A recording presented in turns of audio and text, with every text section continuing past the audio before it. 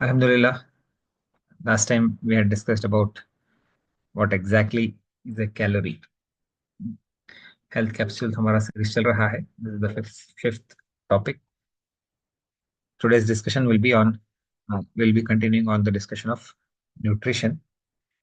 पिछली मर्तबा हमने देखा था कि एक कैलोरी क्या होती है.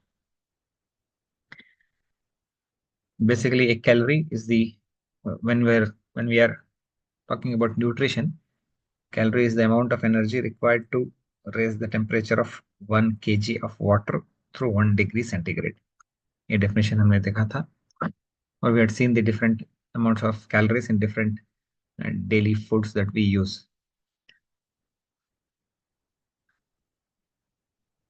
अब बेसिक न्यूट्रिएंट्स को अगर देखा जाए तो macronutrients carbohydrates proteins and fats हैं. Basically these are the main sources of calories. और जब फूड की कैलोरी कैलकुलेट होती है किसी भी फूड की, तो इन तीनों चीजों को देखा जाता है. उसमें कार्बोहाइड्रेट्स में पर ग्राम पर ग्राम 4 कैलोरीज होते हैं. प्रोटीन्स में भी 4 कैलोरीज पर ग्राम है. और फैट्स में थोड़ा सा कॉन्सेंट्रेशन ज्यादा होता है कैलोरीज का, तो it is 9 calories per gram. तो carbohydrates and proteins have 4 calories per gram and fats have about 9 calories per gram. लेकिन यहाँ मसला ये है कि all all this calories are I mean they are not the ready source. तीनों में बहुत सारे डिफरेंस हैं. ग्लूकोज की जब बात होती है, कार्बोहाइड्रेट की जब बात होती है, तो the calories are readily available. मतलब क्या है, अगर हम उसके मेटाबॉलिज्म के डिटेल्स में जाएं, कार्बोहाइड्रेट मेटाबॉलिज्म की, कि जब भी हम कोई कार्बोहाइड्रेट लेते हैं, ग्लूकोज लेते हैं या कोई और फ्रक्टोज या सुक्रोज लेते हैं, तो how by the time it releases energy, energy का सोर्स बनने तक क्या क्या स्टेप्स इन्वॉल्व हैं. तो ग्लूकोज के लिए तो बहुत स्ट्रेट फॉरवर्ड है. There are two processes. One is the glycolysis और दूसरा है सिट्रिक एसिड साइकिल. उसके डिटेल में तो नहीं जाएंगे. तो ग्लूकोज सिंपल प्रोसेसेस से एनर्जी का सोर्स बन जाता है, directly utilisable by cells. Intestine से भी जितना सिंपल ग्लूकोज होगा उतना आसानी से एब्जॉर्ब हो जाएगा. ब्लड में शुगर लेवल बढ़ जाएगा, ग्लूकोज लेवल बढ़ जाएगा. और readily available for all the cells, cells take up this glucose and utilise it for energy. तो रेडी सोर्स ऑफ एनर्जी है ग्लूकोज. फ्रक्टोज और सुक्रोज में एक स्टेप एक्स्ट्रा हो जाता है कि first it has to be converted to glucose, then it it is able to release energy to the sales.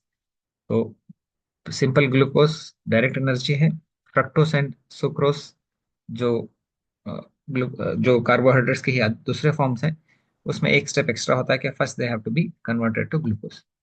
लेकिन जब प्रोटीन्स की बात होती है, हालांकि एक 1 gram of protein also has 4 calories just like glucose, but it takes a lot of steps for it to release energy because it is not meant for energy. Proteins का काम जो है मेनली सेल बिल्डिंग है, growth है. जब replication होता है sales का, जो नए प्रोटीन्स की जरूरत पड़ती है, वो प्रोटीन्स का मामला है. तो उनको फर्निश करना है. तो it's not a source of energy basically. लेकिन जब जरूरत पड़ जाए, when there is shortage of glucose, जब for example a man is has been fasting for quite some time, या फिर एक्सरसाइजेस बहुत ज्यादा कर रहे हैं, फूड इंटेक कम है, अ, तो उस वक्त में proteins also can give energy, but the process is a bit complicated. पहले प्रोटीन एक बात, तो पहले तो प्रोटीन डाइजेशन होता है खाने में, अमीनो एसिड्स बन रहे हैं. अभी अमीनो एसिड्स में जो अमाइन पार्ट है, अमाइनो पार्ट है, अमोनिया का पार्ट है, NH3 का, तो वो सेपरेट करना है उसमें से. डी अमाइनेशन उसको कहा जाता है. फिर जो बाकी का कंपोनेंट बचता है, कार्बन मॉलिक्यूल्स बचते हैं, कार्बन हाइड्रोजन ऑक्सीजन के, तो they have to be converted to pyruvate. Basically gluconeogenesis कहा जाता है. प्रोटीन्स को इस्तेमाल करके कार्बोहाइड्रेट में कन्वर्ट हो रहा है. कार्बोहाइड्रेट के वो साइकिल के प्रोसेसेस प्रोडक्ट्स में कन्वर्ट हो रहा है. फिर वहां से जाकर वो क्रेब्स साइकिल में पार्टिसिपेट करके एनर्जी रिलीज करता है. So it's not a simple process, it is not an efficient process, but it is still there as an emergency और डायर कॉन्सिक्वेंसेस में जरूरत पड़ती है। तो जब बॉडी का पूरा ग्लूकोज लेवल खत्म हो जाए, तब प्रोटीन्स ब्रेक डाउन होना शुरू होते हैं। इसलिए कोई आदमी स्टारवेशन में है, बहुत दिनों से खाया पिया नहीं है, तो उसके मसल्स सारे ब्रेक डाउन होना शुरू हो जाते हैं। That is a part of this gluconeogenesis system के प्रोटीन्स ब्रेक होके वहां से एनर्जी रिलीज हो रही। फैट्स में भी it is a very concentrated source of calories। 1 ग्राम में 9, 1 ग्राम of fat has 9 calories।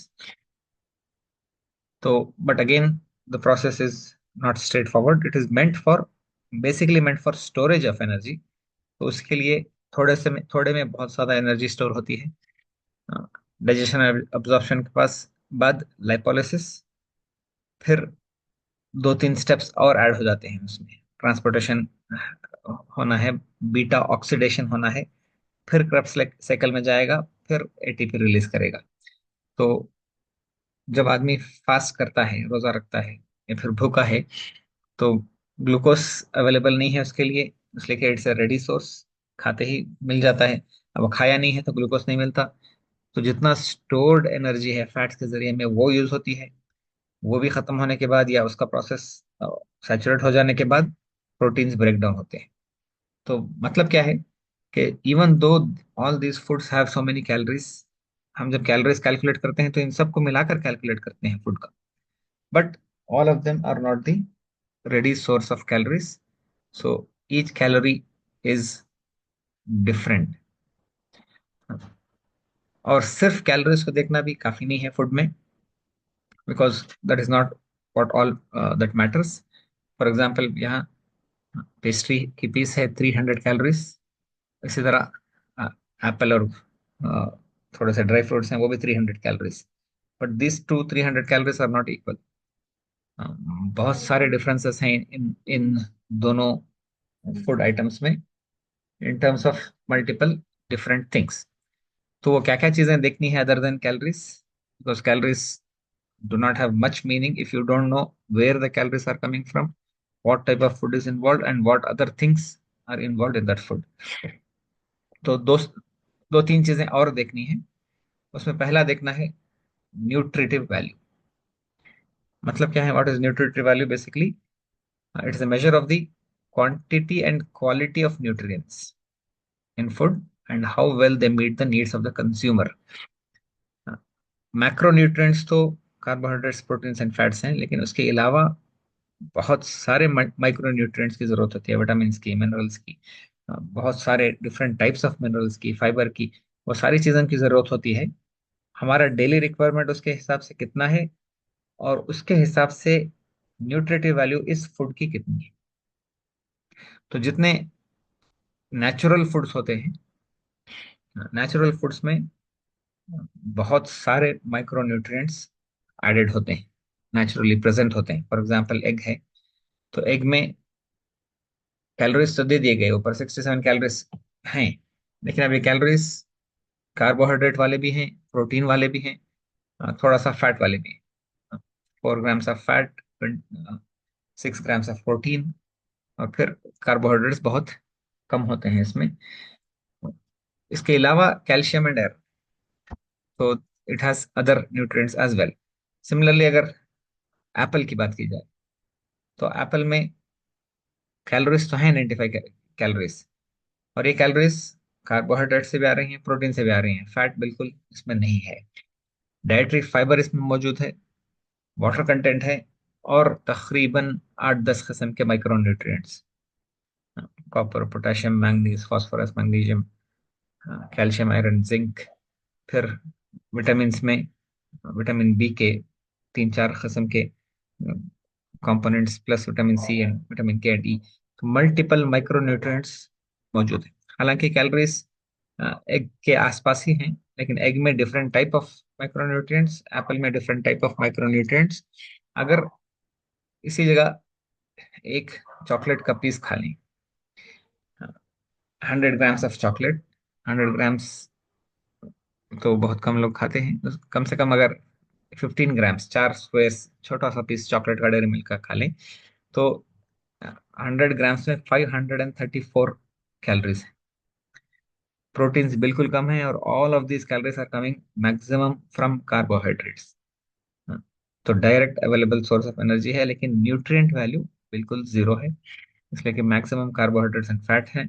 बाकी माइक्रो न्यूट्रिएंट्स का कोई कोई पता नहीं है उसमें, because it's purely sugar and maximum sugar, थोड़ा सा मिल्क और दूसरे कंपोनेंट्स होते हैं। तो फैट एंड कार्बोहाइड्रेट्स बहुत ज्यादा हैं, प्रोटीन्स बिल्कुल कम है, न्यूट्रिएंट्स बिल्कुल नहीं है। तो हालांकि इन तीनों चीजों की कैलोरीज एक दूसरे को मैच हो रहे हैं, अ, अगर 15 ग्राम्स ऑफ चॉकलेट भी ले लें तब भी, लेकिन the type of micro nutrients available are totally different. तो इंपॉर्टेंट पार्ट हो जाता है न्यूट्रिटिव वैल्यू कितनी है फूड की, वो देखना। दूसरा एस्पेक्ट है ग्लाइसेमिक इंडेक्स। अब दो फूड्स हैं, दोनों के अंदर कार्बोहाइड्रेट लेवल सेम है, दोनों में for example 50 grams of carbohydrate है, लेकिन फिर भी ब्लड शुगर को बढ़ाने का एस्पेक्ट जो है वो दोनों में डिफरेंट होता है। अब ये इसमें मल्टीपल फैक्टर्स अफेक्ट करते हैं। तो glycemic index is a measure of how quickly a food raises blood sugar level. मतलब आप वो चीज खाएंगे तो ब्लड शुगर आपका कितना जल्दी बढ़ जाएगा, कितना जल्दी बढ़ेगा। हाँ, this is what is a glycemic index. और बहुत इंपॉर्टेंट होता है डायबिटीज के मैनेजमेंट को प्लान करने में, डायबिटीज के डाइट को प्लान करने में, कि बात चीजें होती हैं खाते ही फौरन ब्लड शुगर लेवल बढ़ जाएगा, और बात चीजें होती हैं हालांकि उतने ही कैलोरीज उतना ही कार्बोहाइड्रेट है उसमें भी, लेकिन ब्लड शुगर बहुत स्लोली बढ़ता है, आहिस्ता आहिस्ता बढ़ेगा। तो ये डिफरेंस क्यों है? डिफरेंस मल्टीपल फैक्टर्स में है। एक तो फॉर एग्जांपल फाइबर कंटेंट। अगर you are eating the same amount of carbohydrate, but एक कार्बोहाइड्रेट चॉकलेट की तरह है कि बिल्कुल उसमें फाइबर ही नहीं है, दूसरा कार्बोहाइड्रेट है कोई फ्रूट्स की तरह, या फिर कोई दूसरे चीजों की, दूसरे नेचुरल चीजों की तरह जिसमें फाइबर बहुत है, तो फाइबर वाले कार्बोहाइड्रेट में अब्जॉर्प्शन स्लो होता है, डाइजेशन भी स्लो हो रहा है, अब्जॉर्प्शन भी स्लो हो रहा है, तो glucose will rise in the blood slowly, तो ग्लाइसेमिक इंडेक्स उसका कम होता है। और कोई डायरेक्ट चॉकलेट खा रहे हैं तो ग्लाइसेमिक इंडेक्स बहुत ज्यादा होता है। मतलब क्या है कि शुगर विल राइज इमीडिएटली, फौरन शुगर ब्लड में बढ़ेगा, और फिर उसके बाद फौरन गिर जाएगा। तो इसलिए हम देखते हैं कि फॉर एग्जांपल नाश्ते में जिस दिन डोसा खाया गया, तो उस दिन बहुत जल्दी भूख लगना शुरू होती है आफ्टरनून में, इसलिए कि उसका ग्लाइसेमिक इंडेक्स ज्यादा है। मतलब क्या, कि जैसे ही खा रहे हैं ब्लड में ग्लूकोज बढ़ेगा, और फौरन बहुत जल्दी डाउन भी हो जाएगा। जल्दी बढ़कर जल्दी डाउन होने में क्या होता है, again body will start feeling the hunger for glucose.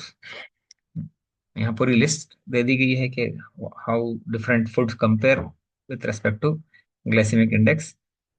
अगर 50 से कम है तो it is low glycemic index, अगर 70 से हाई है तो high glycemic index. For example ice cream है, 61% है ग्लाइसेमिक इंडेक्स, वाटरमेलन है 72% है। मतलब क्या है, जैसे ही खाएंगे शुगर इमीडिएटली राइज होगा, और फिर थोड़ी देर में इमीडिएटली फॉल होना शुरू हो जाएगा। चौथा एस्पेक्ट सैटिस्फैक्टी इंडेक्स देखना है। सैटिस्फैक्टी इंडेक्स बेसिकली थोड़ा सा ऑब्जेक्टिव फिनोमेना है, कि कोई भी चीज खाने के बाद आपको सेंस ऑफ फुलफिलिंग कितना होता है। It's a measure of how filling and satisfying a food is relative to its calorie content.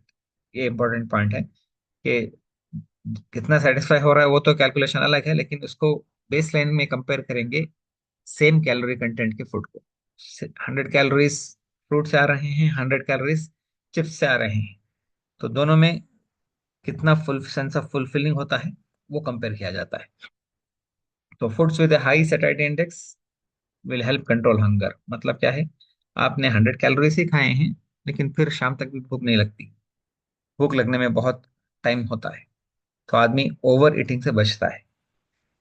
Overall calorie intake और कम कम रहेगा, वेट मैनेजमेंट के लिए बहुत आसानी रहेगी। अब ये कंपेयर होता है वाइट ब्रेड के साथ।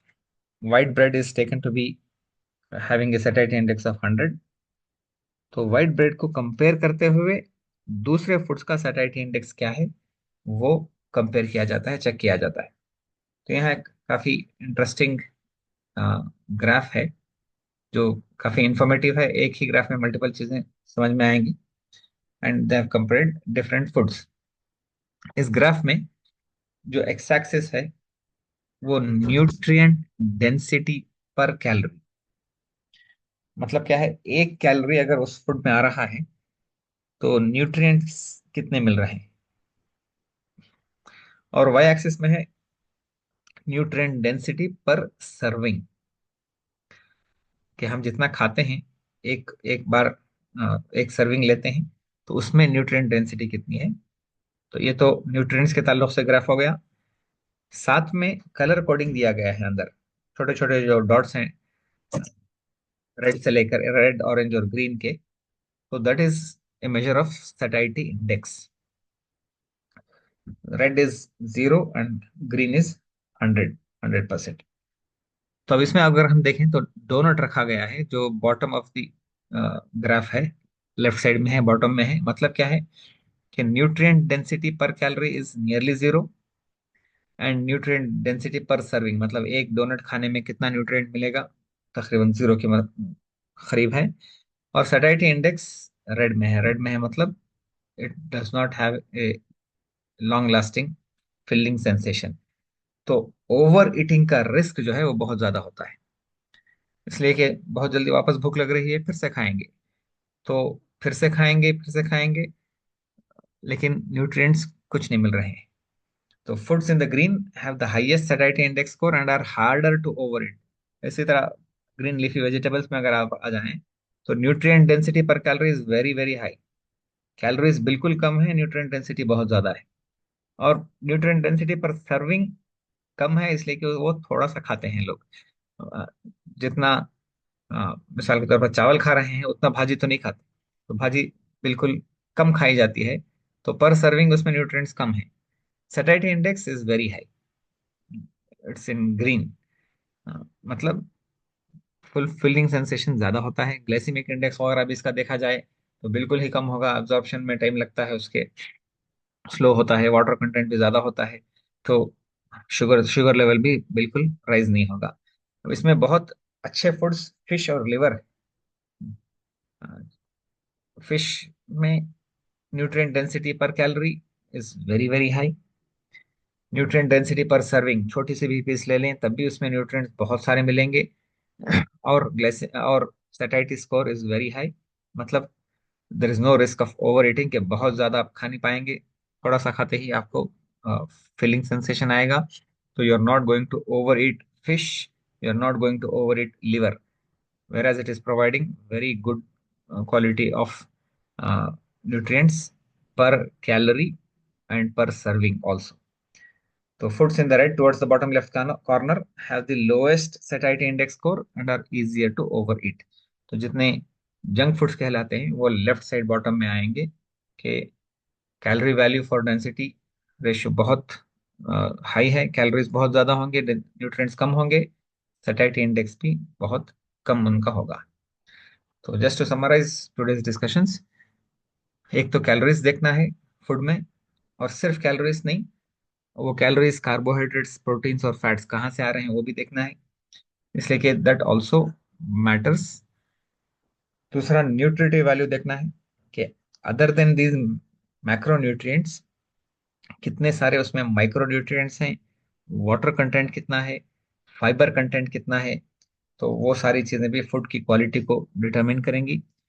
और जनरल बात यह है कि अ, हम तो सिर्फ वो माइक्रो न्यूट्रिएंट्स और वो चीजें देख रहे हैं जो केमिकली हम समझ सके हैं, या साइंटिफिकली हम आइडेंटिफाई कर सके हैं कि बॉडी में इतने इतने रिक्वायरमेंट्स होना है। बहुत सारी चीजें तो वो होती हैं जो वो होंगी जो हमारे असेसमेंट में और हमारे एक्सपेरिमेंटेशन में आए नहीं है। तो science is an ongoing study. तो नेचुरल फूड्स में जितनी चीजें होती हैं, that we can not 100% be sure के और इसमें क्या क्या चीजें हैं जो हमारी बॉडी यूज कर रही है। तो अल्लाह की कुदरत है, अल्लाह ने उसका निज़ाम बना रखा है। फॉर एग्जाम्पल हनी है, तो हनी में कितनी चीज़ें मिलती हैं, उसमें इम्यूनिटी बढ़ाने वाली चीज़ें क्या हैं, माइक्रो न्यूट्रिएंट्स कितने हैं। असेसमेंट तो हो सकता है कि 15-20 चीज़ों का हुआ होगा। हाँ, उसमें और भी बहुत सारी चीज़ें हो सकती हैं जो हमारे इल्म के बाहर है। Just because we don't know it doesn't mean it doesn't have it. तो न्यूट्रिटिव वैल्यू देखना है। तीसरा, ग्लाइसेमिक इंडेक्स देखना है। मतलब कौन सा फूड है जो कितना जल्दी शुगर को बढ़ाएगा और कितना जल्दी उसको घटाएगा। तो ये स्पेशली रोजा रखने की हालत में इम्पोर्टेंट हो जाता है। और डायबिटीज के प्लानिंग में इम्पोर्टेंट हो जाता है कि हाई ग्लाइसेमिक फूड्स लेंगे शुगर में तो एकदम शुगर बढ़ जाएगी। फिर टैबलेट खा रहे हैं, टैबलेट का असर स्लो हो रहा है, तो शुगर डाउन होने के बाद टैबलेट का असर शुरू होता है, तो फिर हाइपोग्लाइसीमिया हो जाएगा। इस तरह के मल्टीपल प्लानिंग्स के लिए ग्लाइसेमिक इंडेक्स जरूरी है। और आखिर में सैटिस्फैक्टी इंडेक्स भी जरूरी है कि कौन सा फूड कितना सेटिस्फाइंग है, कितना फुलफिलिंग है। अगर सैटिस्फैक्टी इंडेक्स कम होगा तो बार बार खाएंगे, बार बार खाने का शौक होगा, ज्यादा खाएंगे, ओवर ईटिंग होगा और ओबेसिटी का जरिया बनता है। सैटिस्फैक्टी इंडेक्स ज्यादा होगा तो कम खाएंगे, ज्यादा खाने की और ओवर ईटिंग का रिस्क उसमें नहीं रहेगा। तो with this said, basic rule दो चीजें फॉलो करनी है, दो तीन चीजें। Okay, we will never be able to assess the complete nutritive value of any of the foods. So अल्लाह ताला ने हमारे लिए सिंपल रूल बना दिया, जायज़ और नाजायज़ का, हलाल और हराम का, वो हमारे नफ़े के लिए है। तो जितनी चीज़ें हलाल हैं वो हमारा उसमें नफ़ा है, और जितनी चीज़ें अल्लाह ने मना कर दी हैं वो हमें नुकसान से बचाने के लिए है, that is harmful for us. Simple rule follow कर लेना है। दूसरा, मॉडरेशन रखना है कि कोई भी चीज़ एक्सेसिव होगी तो डेफिनेटली प्रॉब्लमेटिक होगी। तो मॉडरेशन में रखना है, दरमियानी चाल चलना है, और बैलेंस क्रिएट करना है। हमारे फूड में भी डिफरेंट चीज़ों को मिलाकर इस्तेमाल करना है। नेचुरल फूड्स को अगर हम देखेंगे तो वो इसी तरह बैलेंस में होते हैं। फॉर एग्जांपल बिरयानी ही है, अ, तो चावल कार्बोहाइड्रेट्स प्रोवाइड कर रहा है और मटन प्रोटीन्स प्रोवाइड कर रहा है, और बहुत सारे स्पाइसेस और दूसरी चीजें जो इस्तेमाल होती हैं माइक्रो न्यूट्रिएंट्स भी प्रोवाइड कर लेते हैं। तो नेचुरल फूड्स और जो एज ओल्ड ट्रेडिशनल फूड्स चल रहे हैं उसमें ऑटोमेटिकली एक बैलेंस क्रिएट हुआ है, उसको मेंटेन कर लेना है। अल्लाह ताला हम सबको समझने की तौफीक अता फरमाए। आखिर दावाना अल्हम्दुलिल्लाह रब्बिल आलमीन।